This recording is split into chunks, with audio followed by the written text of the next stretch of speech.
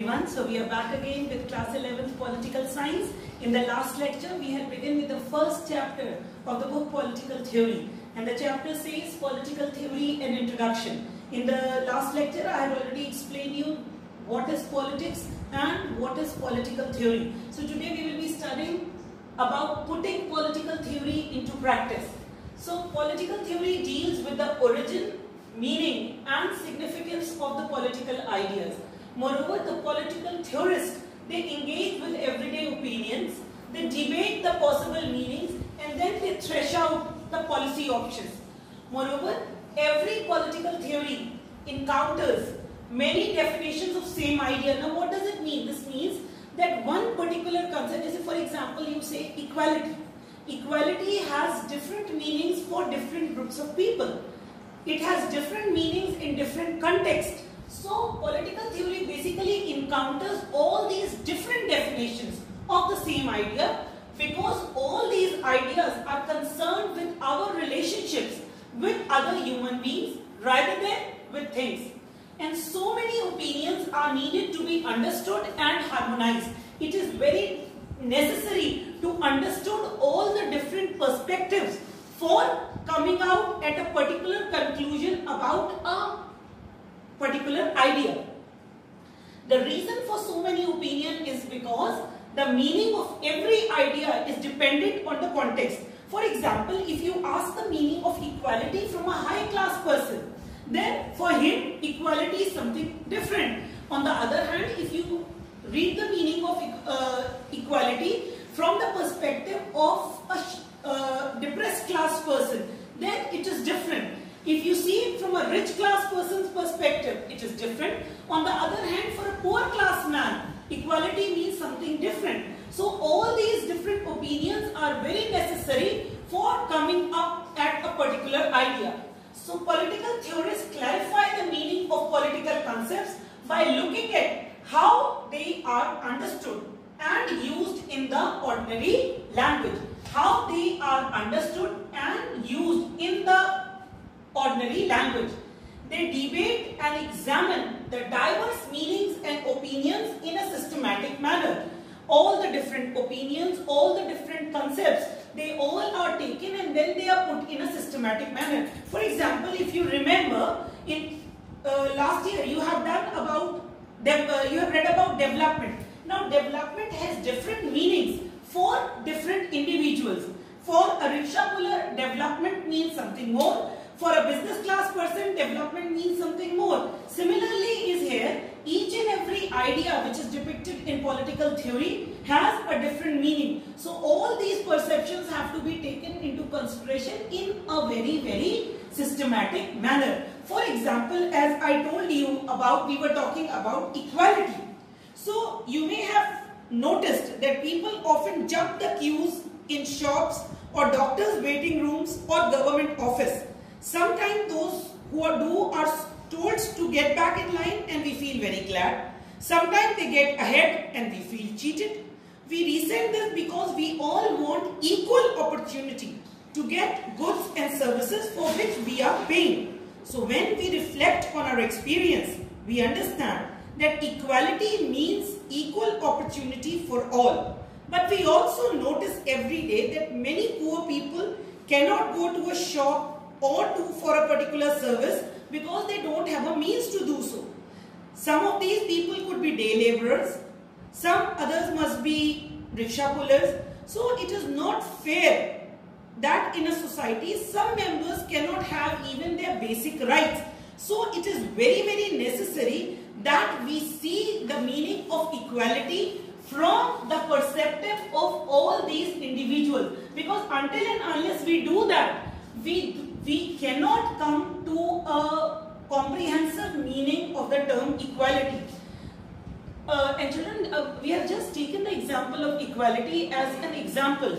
This is same if you take into consideration freedom or if you take into consideration social justice. The concept remains same. Now, last topic of this chapter is why should we study political theory?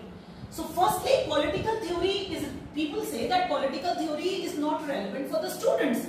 It is relevant for the politicians, it is relevant for the bureaucrats, it is relevant the lawyers and judges. But my dear children, it is you who in future will rise to all these professions.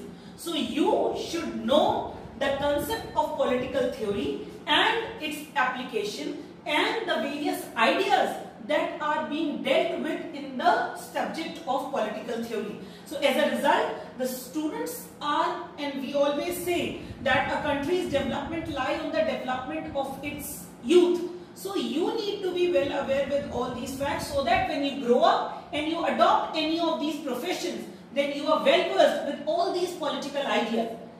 Secondly, we all are going to be citizens entitled to vote and decide other issues.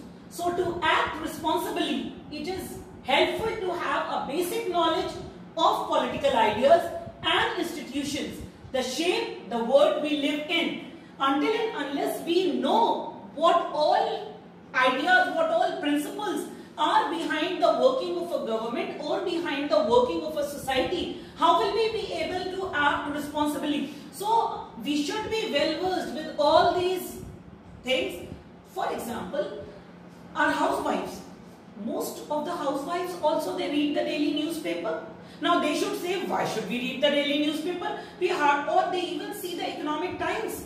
So they should say, why we are seeing the Economic Times when we are hardly directly concerned with it? Because whatever the money will come, we will have to run the household.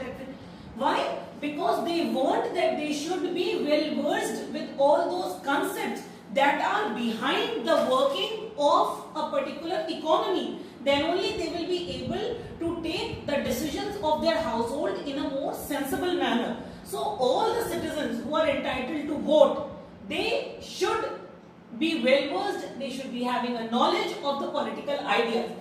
Now freedom, equality and secularism, they are not abstract issues in our life.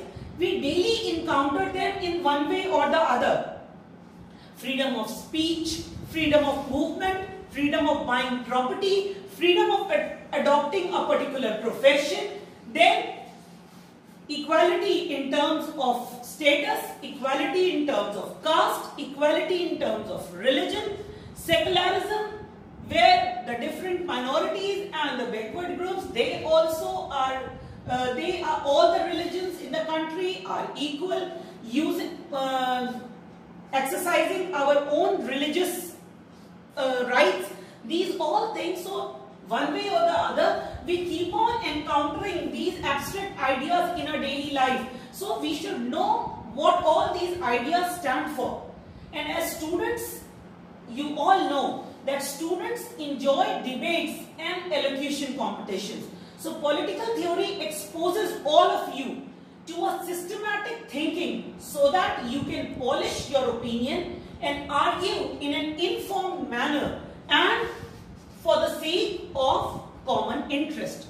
You should know that what all you are talking about, what all debate, whenever debates are concerned, you should know that what all ideas lie behind these particular ideas of equality. The reason why we should study political theory, because until and unless we will study political theory, we will not be well versed, we will not understand the basic ideas that are behind the working of a particular society. As I told you, political theories, ideas are those ideas on which our constitution is based.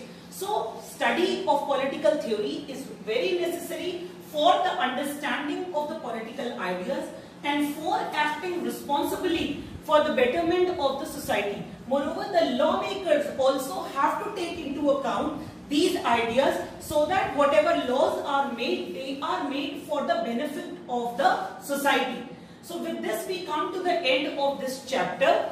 In the next chapter, we will be now talking about the ideas what we have depicted here in short, in detail. That is the ideas of freedom, equality and so on. But till then, I would like to say, because this is a theoretical subject, but you will enjoy this subject only if you show your interest in what is the concept. As I told you here, that the students enjoy debates and elocution. So try to put up your ideas, your perspective, think how these political ideas, think about these ideas in your way. and then you will be able to enjoy this subject to the full. So till then, keep studying, and in the next lecture when we meet, we will be dealing with freedom in detail, a term with which you all are well aware of. So till then, keep studying, stay safe and enjoy studying.